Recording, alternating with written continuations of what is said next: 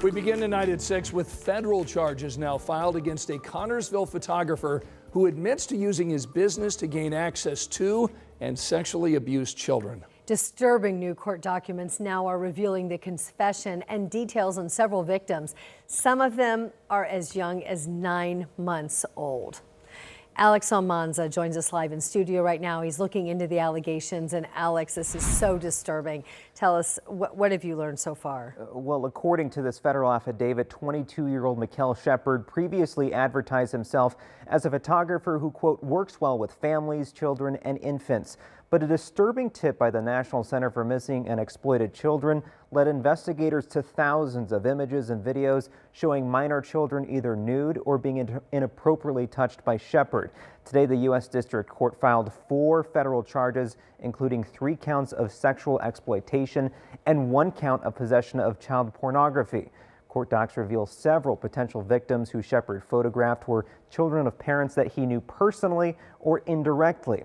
And at least 1 victim Shepard admitted to fondling while changing her diaper and taking photos. It's a case Connorsville police say will take time to fully understand the scope.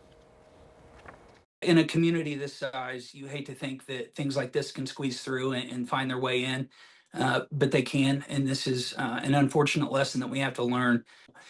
Just be very cautious of those who you trust in those intimate settings, especially with your kids, just to make sure that they aren't victimized.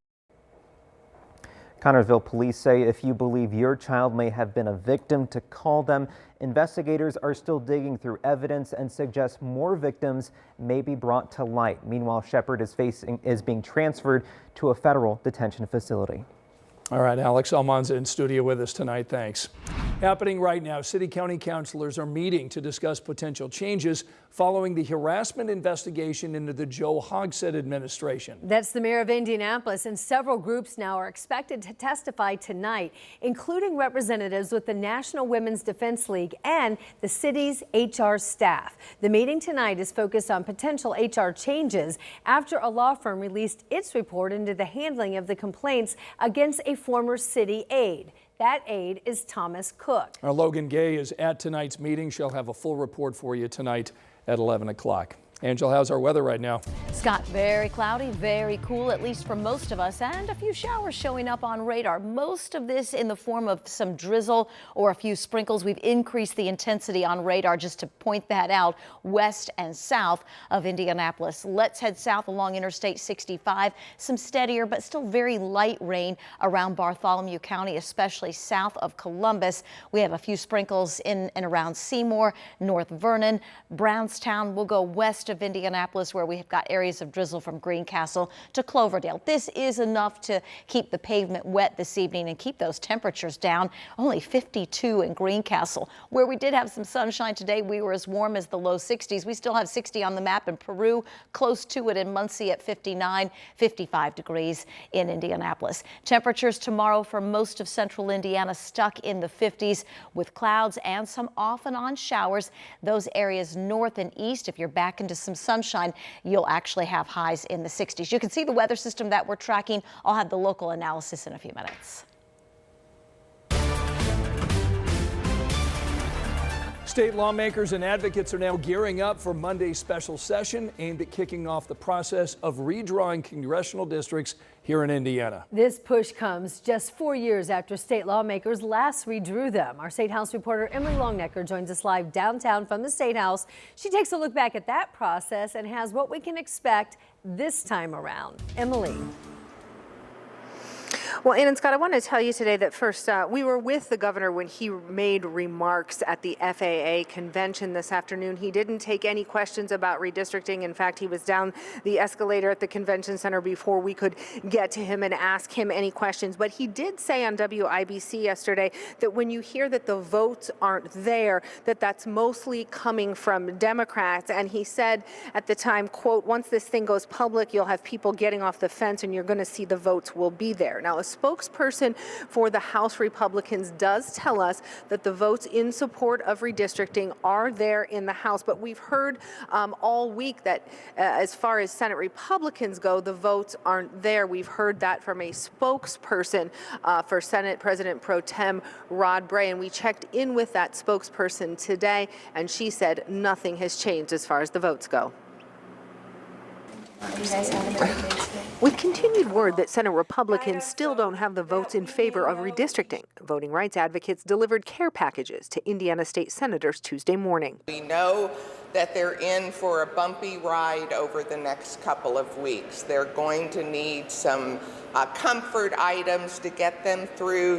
While many lawmakers have remained quiet about where they stand so far, some have started posting statements of support, like this one posted recently on X from Republican State Senator Ron Alting, who says the federal government shutdown convinced him to support redistricting efforts. Republican State Senator Spencer Deary said he's against it in this video posted on Facebook. I think the risks of going down this path are really dangerous. It's a different story in the House, where a spokesperson there says Republicans do have the votes to support redistricting. Just 4 years ago, after the 2020 census, here's what some Republican lawmakers had to say about the current maps before passing them in 2021. These maps are good maps, they're fair maps. We listened. They're drawn in a way that are concise, compact. Our maps are rock solid. Now they'll be considering new ones when legislators take up redistricting in a special session called by the governor. We know the proclamation signed by the governor has this special session convening November 3rd. That's next Monday, but it's up to lawmakers to decide actually when they are going to meet. Right now, there is no word from the House or the Senate when that could start, when that is scheduled. And at this point, there's nothing on the General Assembly's website that talks about any scheduling for when lawmakers could meet. Ann, Scott?